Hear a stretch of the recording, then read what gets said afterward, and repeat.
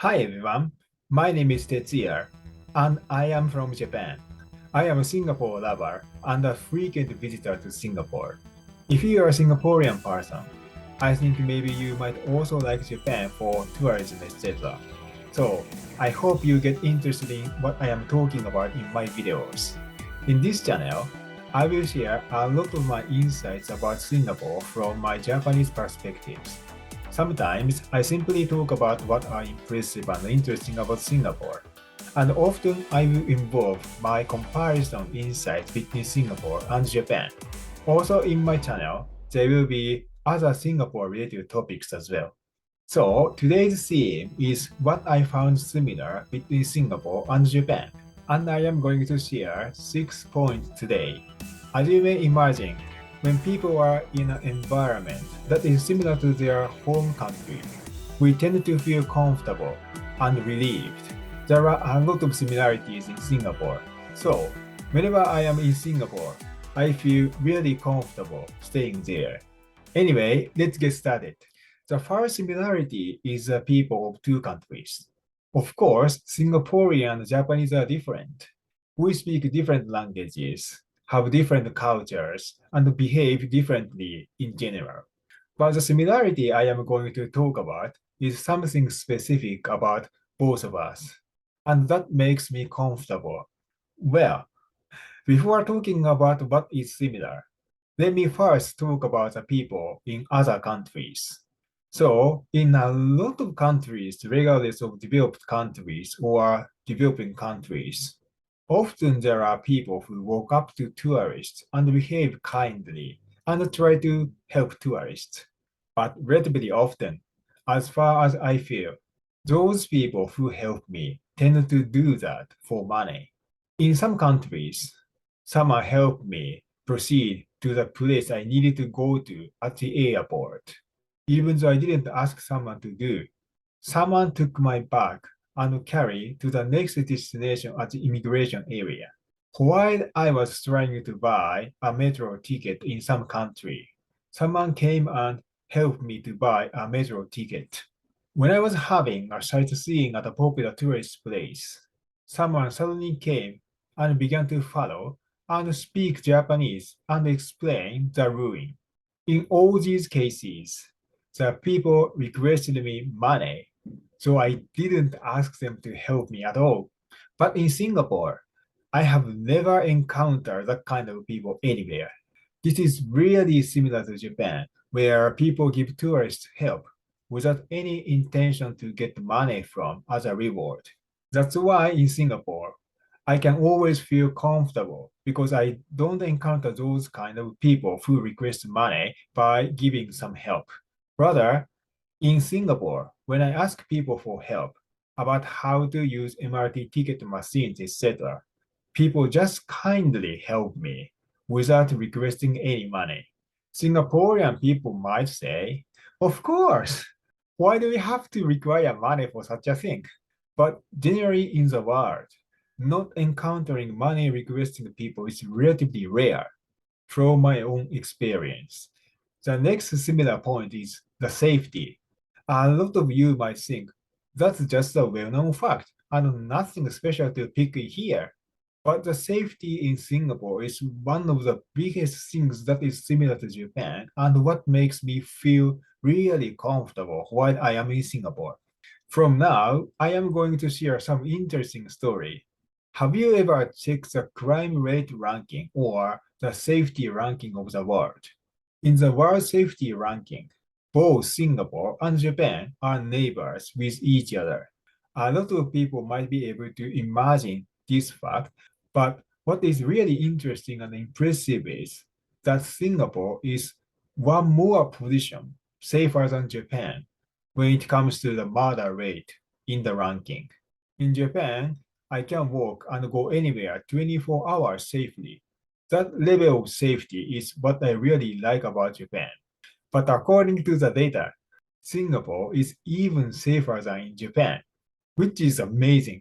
When I lived and stayed in Singapore, I often went out at night and I felt no danger. And in reality, I experienced no dangerous incident whenever I walk in the city center, quiet parks, small narrow streets, deserted roads, etc.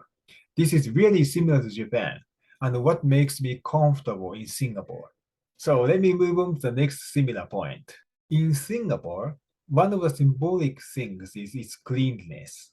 When I am in Singapore, I never felt messy or dirty in the city. I never felt uncomfortable with littering done by Singaporean people because generally Singaporean people don't litter, like the case of Japanese people. This is what is really similar to Japan and Japanese people. The city is always really clean, almost no rubbish like in Japan. When I am in Singapore, I feel as if I were in Japan when it comes to cleanliness. Talking about the next point, it is again about something clean in Singapore as in Japan. What is clean in Singapore is not only the city that does not have rubbish around, but there is another very important thing that it's better to be clean for human health. What do you think it is? Well, the answer is air. I always feel the air in Singapore is really clean. In Singapore, no cars, including buses and construction cars, are emitting white gas. Even when I am walking on the sidewalks next to a very big road, there is a lot of traffic. I feel clean air next to a lot of those cars.